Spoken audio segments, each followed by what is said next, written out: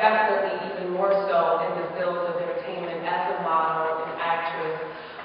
Just for something that you guys may not know, the ratio for jobs is like 8 to 1, like 8 to 2. So for every project that I receive, there are 8 projects being handed out to a Caucasian woman, and it has been like that, and it's still like that. Now, don't get me wrong, yes, we do have a few that we can name off the top of our heads: Beyonce, Tyra Banks, Naomi, Amani, names that are like that, but they're far and few in between.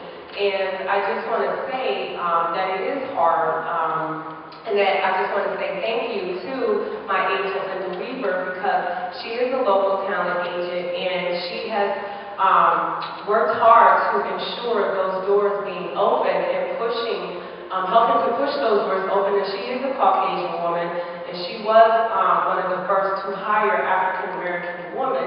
So I do want to put that shout out. It's not about, I'm not trying to turn this into a racial issue or anything like that, but it's just real. But at the same time, you know, being the new face of Mary Kay as their model, working with, doing the President Obama national campaign, different things like the Steelers, working with Sidney Crosby from the Penguins, Pittsburgh Penguins.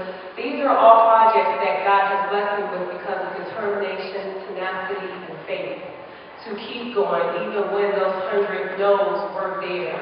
And just knowing that also at the same time, as I mentioned, being the first owner of a substance abuse treatment center in Boardman, not being from this area, I'm sure you guys know that there's some things that was in the history here as far as racial. So for me to be in Boardman, opening up and starting a business such as that, there was some opposition. I had an owner come up to me one day when I threw a conference at the Boardman police station, who basically assumed that I was a server. He says, "Oh, nice to meet you. Are you here you're part of the staff, right?" And I said, "No." I said, "I'm actually the owner, but what a pleasure to meet you." And what I do is I've learned to kill people with kindness, and I pray for my enemies. Amen.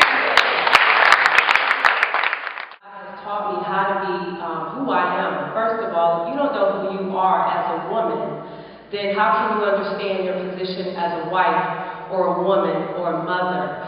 So you have to, first go through that season where you're allowing yourself to be the woman that God created you to be. And once you're complete, then He will bring that man into your life that will continue to grow with you. Being a helpmate to one another, that's exactly what that means. Like Adam and Eve, if you look back even in that story, the simple truth was there. Eve wasn't there first.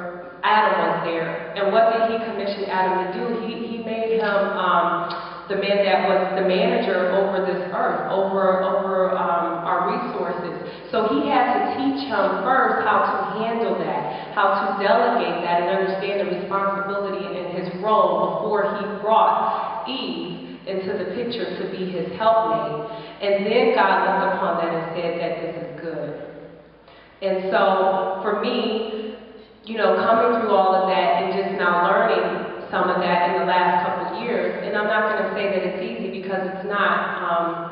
We all feel those unfulfilled longings and those things when we want to rush through seasons, but the longer that you wait for something, the truer the blessing is to be received. So I am very proud to be an independent woman, but at the same time understanding that there will come a time for me to take my place as the position to become a wife, for that man to be the head of my household with my children, because I am one of those women that do believe in the sanctity of marriage and the sanctity of how necessary it is to have a man and a woman in the household when it comes to raising children. That's a lot of the issues of our social issues of why we have them today, because that is not in place. So with that not being in place, there's a lot of other things that has fallen because of that. So I just want to do what's right for me.